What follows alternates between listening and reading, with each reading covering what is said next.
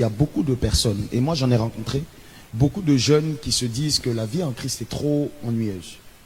C'est-à-dire, il n'y a rien à faire. Et ils attendent de bien profiter. Peut-être qu'il y a des gens qui sont ici, même ici, ils pensent ça. Ils attendent de bien profiter. Tu as été localisé, frère. Ils attendent de bien profiter de leur vie, faire ce qu'ils ont à faire. Et puis ils se disent, bon, à partir de cet instant-là, maintenant, quand j'ai fini de bien faire, je vais suivre Dieu. C'est une grosse erreur. C'est une grosse erreur. Parce qu'en fait, quand je parle de mon témoignage, je dis, ma meilleure vie, j'ai commencé à la vivre quand j'ai donné ma vie à Jésus. Pourtant, avant, tu peux avoir l'impression, j'allais en voyage, j'allais sur les îles, je louais des voitures, j'allais en boîte, je payais des bouteilles de champagne. C'est comme si, de façon apparente, tu te dis, ah, lui, il vit bien. Mais c'est une vie mort. Je sais pas comment expliquer. C'est-à-dire, c'est pas la vie. La vie, c'est pas ça. La vie, c'est pas sortir avec les filles à gauche, à droite. La vraie vie, c'est en Christ. Et d'ailleurs, la définition de la vie, c'est Jésus. Il dit, je suis le chemin. Donc, tant que tu n'as pas vraiment donné ta vie à Jésus, tu n'as pas commencé à vivre.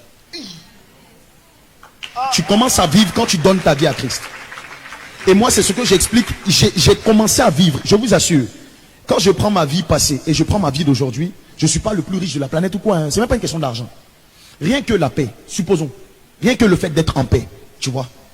Quand tu es dans le monde et que j'avais beaucoup d'angoisse, beaucoup de soucis, je voulais réussir, je me posais beaucoup de questions, je luttais.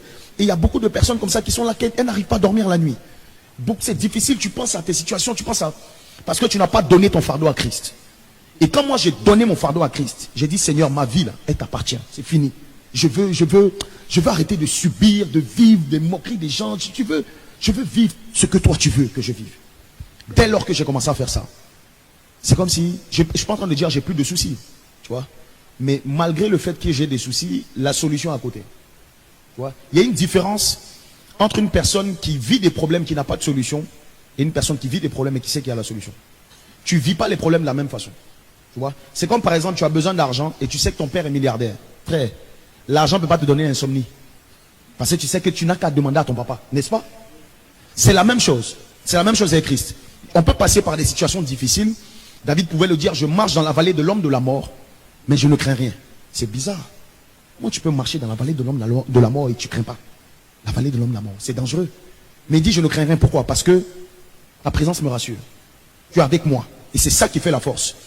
Et j'ai compris que, en tant que jeune, et dès lors que j'ai donné ma vie à Jésus, Jésus m'a pris en charge.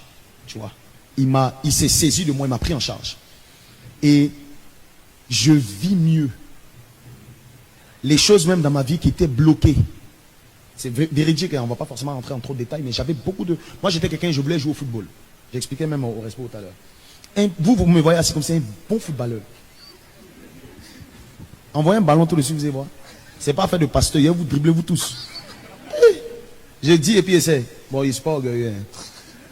Mais pour dire que je pensais que j'allais finir pro. Parce que c'était même pas une question de talent. Sans prétention aucune, si c'était le talent, j'allais finir pro.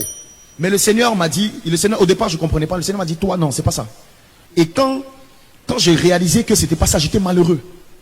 Parce que mon frère jumeau, j'ai un frère jumeau, lui il est pro. Donc bon, c'est pourquoi moi je ne peux pas. Donc j'ai eu quand même une... Mais quand le Seigneur m'a dit, quand le Seigneur s'est révélé à moi, il m'a dit, non, toi c'est dans tel domaine que je vais t'utiliser.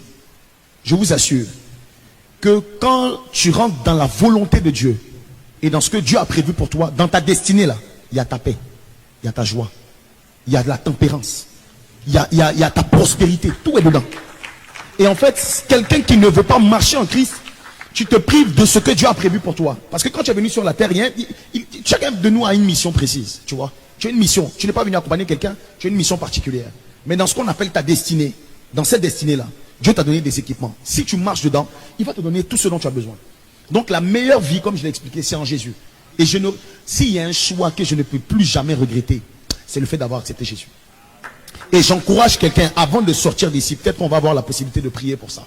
Avant la sortie d'ici, si tu n'as pas accepté Jésus, je t'en supplie, décide d'accepter Jésus. Fais la prière du salut. Laisse-le rentrer dans ton cœur. En fait, j'aimais comment l'église ICC, à un moment donné, était en campagne d'évangélisation. Ose Jésus. Tu vois? C'est-à-dire, si ça ne marche pas, laisse. Mais nous, on sait que ça marche. Mais juste pour oser. Et tu vas voir comment le Seigneur va se glorifier dans ta vie. Gloire à Jésus.